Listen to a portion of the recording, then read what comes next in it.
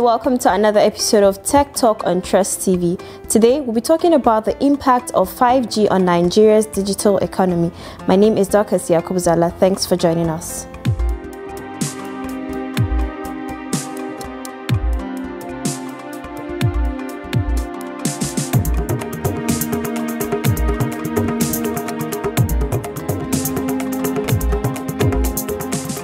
In the sprawling tapestry of Nigeria's digital evolution, the story of cellular networks weaves a transformative journey, and the dawn of 5G stands at its latest chapter. In 2001, Nigeria embarked on its cellular communication journey with the launch of GSM technology, replacing landlines and ushering the nation into the digital age. This marked a significant shift from landlines, democratizing internet access and paving the way for a burgeoning digital economy. GSM technology not only enabled calls and texts, but also transformed communication into a tool for connection, transactions, and life-changing experiences. Subsequent leaps to 3G and 4G networks further accelerated Nigeria's digital economy, driving the success of online businesses and empowering the country's youth. Now, Nigeria stands on the threshold of a digital renaissance with the advent of 5G. This transformative technology, with its lightning-fast download speeds, minimal latency, and robust device connectivity, promises to revolutionize industries from healthcare to education to finance to agriculture, amongst other sectors. Today, Nigeria's digital economy thrives as a hub of innovation, entrepreneurship, and connectivity. E-commerce serves millions, e-learning reshapes education, and telemedicine reaches even remote corners of the nation. While 5G brings immense potential, challenges such as the digital divide, security concerns, and infrastructure development in rural areas must be addressed to ensure inclusivity and equitable access. Nigeria's cellular network journey from GSM to 5G reflects a nation poised for a digital revolution, propelling its digital economy to unprecedented heights where connectivity knows no bounds and opportunities are limitless.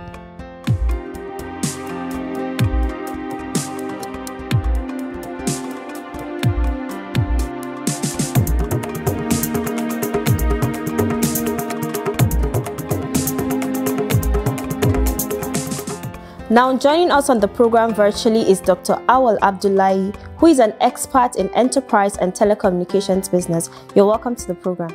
It's my pleasure. All right, to start, what is 5G technology and how does it differ from the other cellular networks such as 4G, 3G, LTE, Edge, and the rest of them? Okay, so good afternoon, our viewers. So when you talk about 5G, technically it simply means fifth generation. So when you count from 1, 2, 3, 4, 5. And what essentially it does is more or less like an enablement. It enables things to happen. It enables things to work in a telecommunication network. When you look at it historically, you will discover that when we started what we call GSM, you realize that there are things that your phone cannot do. As at that time, all your phone can do is to make a receive call and then also send SMS, which we call short message peer-to-peer. You cannot do it, you cannot use it to browse anything, you cannot do it. In fact, there was not even camera on your phone. That is to tell you, as at that time, everything about GSM was very rudimentary. And that is what we call the first generation network.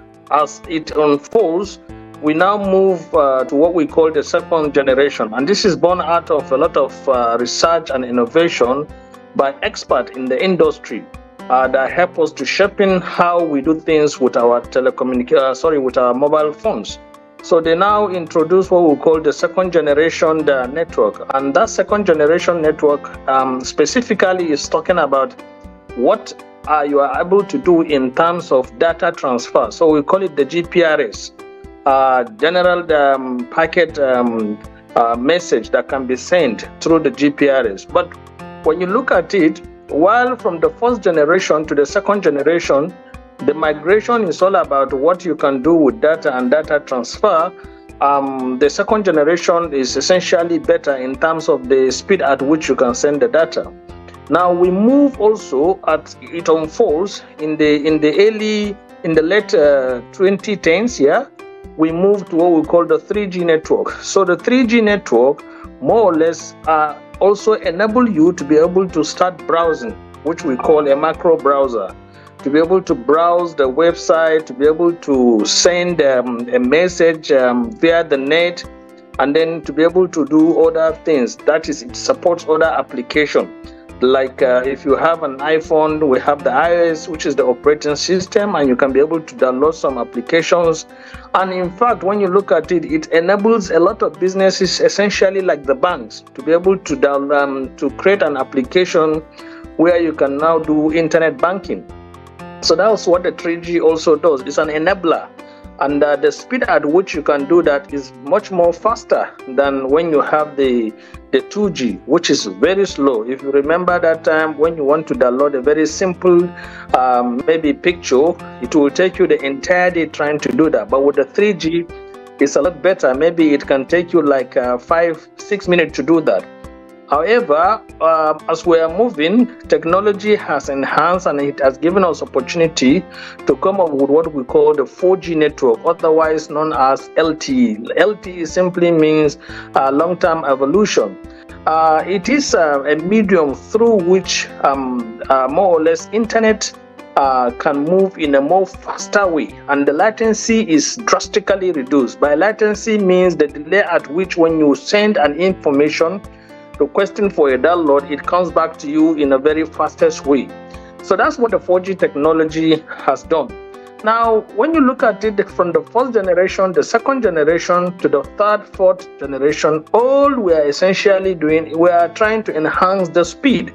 And that's what the communication engineering experts are helping us to do through the provision of what I call high level spectrum that enables that to happen. So now we're in the era of 5G. So what does 5G stand for? It means fifth generation network. That's what essentially it means. And before the advent of 5G, a lot of activities has happened. And then thanks to Huawei, who are the brand behind the advent of 5G. So what are they trying to achieve? The 5G is trying to help us to ensure that whatever we are doing with 4G, in a matter of minutes, we can achieve it far less in a matter of seconds with 5G. So it's all about speed. So if you have an internet and you want to watch a movie, let's say that movie has a download of maybe 2 hours while on 4G. Be rest assured with 5G, you can achieve the download in less than 5 minutes. So that's to tell you the speed of 5G is more than 700 times faster than the speed of a normal 4G. So that's what 5G entails. All right, so how do you envision the introduction of 5G technology impacting Nigeria's digital economy in the short term and long term? So we said, like when you recall, you discovered that in the early 2018 to 2019, there was a struggle regarding the ownership of the technology called 5G. So much that there was a very big rancor between the United States of America and the technology giant of China called Huawei. This is because Huawei were part and parcel of the brand behind 5G. And we know, obviously, because of the potentials that 5G has in terms of economic empowerment, any country and any organization that owns 5G is a transformation. As at that time, we are estimating that that company will make not less than well over $5 trillion in terms of profit if they can adopt that 5G technology. So, be that as it may, the fight is over. Huawei are no longer in US and then maybe are not playing in many parts of the Europe. They have moved to China. But then the 5G, the technology has come to stay. All the myths around the 5G, you know, is the one that introduces COVID, the one that has some kind of electromagnetic reactions that can become hazardous to our health. They are all myths. The reality on ground is that 5G is an enabler. 5G changes the way we do things. 5G enables what I will call digital transformation to take place. 5G support a lot of businesses that can change how we do things, and we are seeing them happen. Okay, so can you highlight some specific industries or sectors within Nigeria that are expected to benefit the most from the deployment of 5G networks, and how will this impact the overall economy? So I think we need to give kudos, we need to give thanks to our telco operators, the likes of MTN, the likes of Airtel now, and then maybe Mobad, who have purchased the license. Our thanks to the Nigerian government that have created that enabling environment for telecom operators to actually have access to this kind of technology, because it's one thing you want to have the technology, it's another thing the government to create an enabling environment. So the federal government of Nigeria through NCC have created that enabling environment. And I can tell you for free, Nigeria is among the first set of countries in Africa to have even launched the 5G, courtesy what NCC has granted in terms of license to the telecom operators. Mind you, they bought it at a very, very huge amount of money, to the tune of 275 million US dollars. That's what it cost the likes of MTN and Mobad to own the license, and then by extension Airtel have gotten the license as well. However, be that as it may, obviously no any organization will invest this huge amount of money and then there's nothing for them to make out of it. Definitely for the telco operators, it is going to create an opportunity for them to accommodate a lot of businesses. Recall during the what I will call the digital currency transformation, where the then CBN governor introduced more or less like a cashless society. One of the challenges that most banks faced with has to do with that their application ability for people, a lot of people to be on their application to do internet banking activity. And with the 5G being an enabler, that can fundamentally change, because what the 5G can do, if the most of this organization embraces it, it means it will help them to achieve more with less. That's number one. Number two, when you look at our airports, when you look at our security system, when you look at our virtually every aspect of organization, including the health sector, the kind of machines that they're using are more or less internet-based. And with the 5G, be rest assured that those machines can function effectively very well and faster than when you are using a conventional internet. And then in terms of security, now that the government is likely to deploy surveillance cameras that have internet access, it then means that at least you don't have to do any internet wiring connectivity, which is going to cost you more, but rather all you need to do is to do a wireless kind of connectivity. COVID has changed the way we do things. It has brought what we call the SOHO, the small office, home office, where people now have office at home and then work from home. And when you look at it, that has become more or less like the order of the day. Now, a lot of organizations are doing hybrid, 2 days work from home and then maybe 3 days work from office. So because of that, the 5G is an enabler. And I'm pretty sure you are aware of some of the routers that has been introduced by MTN, by Airtel, that support 5G. In fact, I knew quite okay, I've come across a lot of young people who are doing an online businesses, more or less like telemarketing businesses with US companies in Nigeria. The 5G become the real enabler. Otherwise, without the 5G, it would have been very difficult, because the standard of internet speed that the companies in America are looking for as at that time, we don't have it. But now with the 5G, we have it, and it has become an employment opportunity for a lot of our young people. And then also, because people work from home and our organization need to keep a tap with them, the 5G is an enabler through which organization can make use of telepresence to do their meetings, to do their interviews, a lot of activities. So 5G has created that enablement platform where all those things can happen. But when you look at it, you discover that all these things, they have a multiplier effect because they are money generating kind of activities. And then they guarantee employment because a lot of people can come and latch on into the internet and be doing their activities online. That's number one. And a lot of, I don't need to tell you now, look at what is happening on the Instagram platforms. Look at what is happening on TikTok. On TikTok, a lot of activities and businesses are going. I really don't have the statistic here, but I can tell you for free, when America releases their statistics, it shows that their own people are making as much as over 500 billion US dollars from their activities on TikTok. TikTok wouldn't have been possible without the likes of 4G and 5G, 5G in particular.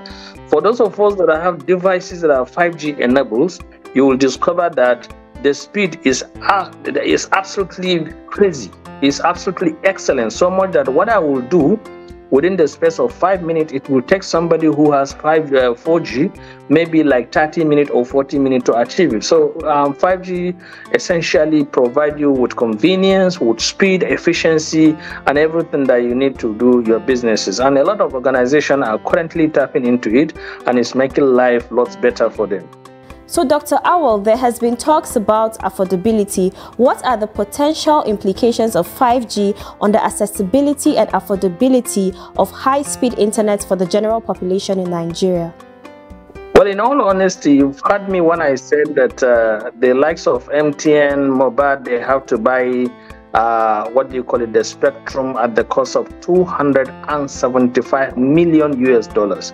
So in most cases, government being an enabler, if government really wants to go in the direction that they want their people to have this thing almost very handy, then the government also need to do its own part by subsidizing most of these licenses so that it will not be too expensive. And I'm sure if it is not that expensive, the telecom operators will not be charging this high in order to break even. But however, and I think I need to commend even the telecom operators, despite buying this thing at this rate, and I'm sure they have done their profitability analysis to spread the margins over a period of maybe 5 years thereabout. But you can see the routers are not more than 50,000. And when you look at the foreign exchange and then the ability to get these routers produced outside the country, bring them, and then you are only buying the router and then the first month subscription at 50,000, it tells you that it's a bit handy. However, as it is now, the technology cannot be said to be for everybody in terms of pricing. But I can tell you, based on the current pricing that is being done by the telecom operators, it's a very much affordable. And then beside the routers being done by the mobile, by the mobile operators, you discover that there is also the handheld, which we call our smartphones. Smartphones are done by other OEMs, totally outside the control of these telecom operators. And then the smartphones must be 5G enabled. But I can tell you for free, the likes of Samsung, the likes of Techno, they are competing hand to hand to make sure that they are bringing what I will call the low graded phones that are 5G enabled to be very handy, and it will be to the advantage of all the telecom operators when people can afford devices that are 5G enabled and are a lot cheaper. And I'm sure also the telecom operators are also doing things around there. For example, now your ability to own the device and spread the payment over a period of time, say 6 months or 12 months, and then to be able to enjoy the benefit of 5G. But the truth be told, for now, because of how harsh the reality of our economic situation, the hyperinflation, the forex fluctuation, which is very uncertain, is becoming more challenging for the telecom operators to be able to come up with a price that is very attractive for all categories of classes. But for now, definitely 5G is going to continue to be enjoyed by people who are between the middle class and then the upper class. What is the current adoption rate and coverage of the 5G network in Nigeria? Okay, so pretty challenging 5G, beyond even the acquisition of the license, which is pretty very expensive, the deployment of 5G is also another very expensive kind of venture. The reason being that if you really want to deploy a cell site that is 5G enabled, it means, first of all, it has to be within a very short range cluster. So if you have more or less, that's why in advanced country you see they don't have to wait for a mast to deploy their 5G antennas.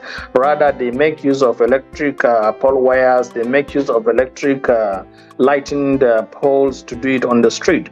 But that's for them that they have security. Security is one of our biggest challenge in the country, and the rate of vandalism is always high. So because of that, no telecom operator will want to come and spend huge amount of money to get the cell, the antennas for 5G, come and put it on a pole wire. Somebody will just go and remove it and vandalize it. So they have to continue to resort to the use of those 5G cell sites in their own base station, which is going to be powered by them, which is also going to be secured by them. So there are a lot of activities, and because of that, the coverage will not be so impressively be seen significantly. But however, with the rate at which they are going, I think they are making waves. Currently, most of the major cities in Nigeria are with 5G. So for example, now if you go to Abuja, there is 5G, Abuja Metropolis. If you go to Lagos Metropolis, there is 5G. Port Harcourt, there is 5G. I know Kaduna has 5G, Kano has 5G. Lot of states do have 5G. So the coverage is impressive. But you know, it's not going to be the same as the voice coverage, which is virtually everywhere on the road. Like I explained to you, the cost of deploying a 5G antennas is very high, and it has to be done within a very short range in order to maximize the benefit of that deployment. So that's how 5G is deployed. But as it is, I can tell you MTN are still on the lead in terms of the coverage, and I think essentially followed by Airtel, which has also acquired the spectrum to deploy 5G. For mobile, I think they have launched, but I think they are not making that significant wave that is being expected. Glow is also on the queue. We are hoping that they will come on board and also give their thoughts. So once that is done, Nigerians should be able to enjoy 5G in its entirety. All right, so what is being done by telecommunication companies and other stakeholders in sensitizing Nigerians on the benefits and the need to adopt 5G technology? Okay, so I think for the telecom operators, fairly squarely well said, they are doing a lot in terms of their marketing campaigns activity, below the line marketing campaign activities, above the line. So when you look at, for example, I've seen MTN doing their campaigns, you understand, through the TV channels, and I've seen it on TV, and I think Channels TV, yeah, correctly, where a wedding is taking place, and then it happens that the bride is not there present, but the groom and his family were there, so they wanted to have the feel of that groom, and then suddenly there's this more or less like a kind of call, and that showcase the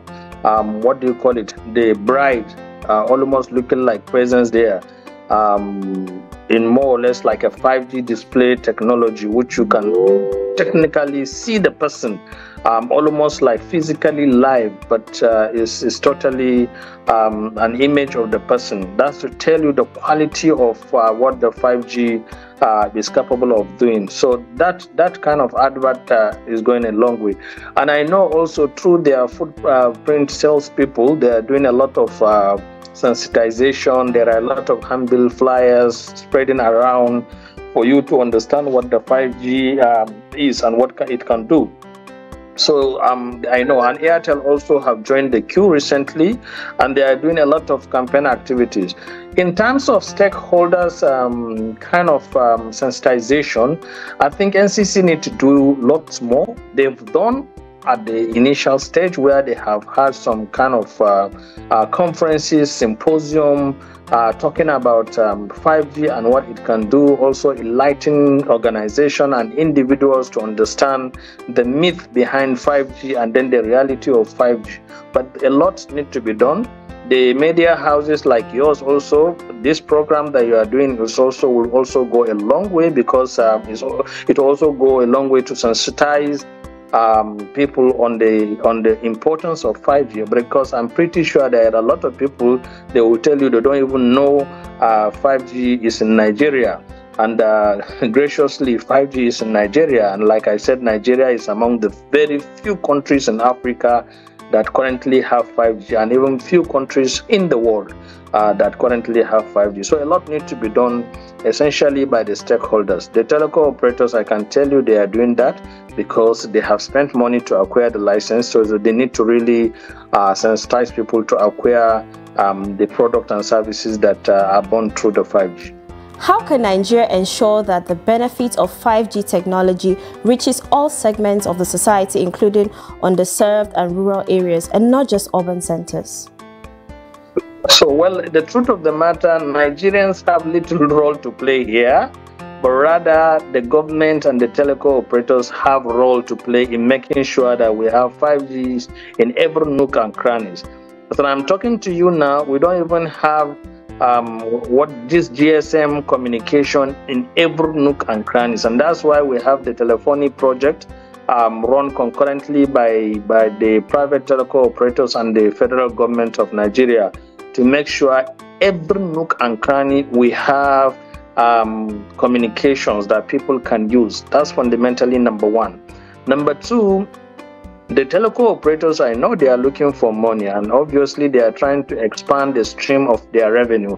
So be rest assured they will be doing what is necessary to expand the spread of this 5G. But you know, as it is, one has to be very smart in how you invest in order to reap the benefit of your investment. So telecom operators, be rest assured, will only spend money and expand where they know at the end of the day they will have return on investment. So for example, now, I know some years back, it takes almost over 100 million to build a cell site tower.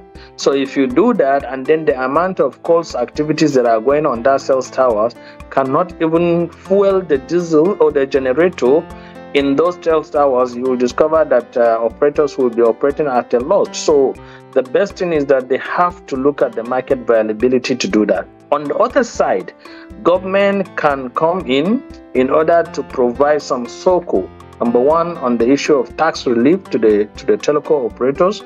Number two, also to empower them to provide infrastructure. So let me tell you, some times back, Kaduna State government and Osun State government graciously gave the telecom operators free hand to go and deploy fibernet in their state, free, without any charges of taxes. With that, the telecom operators have taken advantage. Kaduna and Osun State now have fiber ring network everywhere, and that can empower the spread of not only 5G, even the fixed broadband internet. As against other states that now if you want to dig, they will tell you there's a right of way, you have to pay certain amount of money, which is becoming a bit challenging. So government, for me, has more than 90% of what it takes to be done in order to help the telecom operators spread the coverage of 5G and other telecoms infrastructure across the country. Thank you so much, Dr. Awal Abdullahi, for joining us on the program. Thank you so much. My pleasure, always. And that's all we have for you this week. Don't forget to follow us across all our social media platforms. Join us next week, same station, same time, for a fresh edition of the program. My name is Dr. Yakub Zala. Goodbye.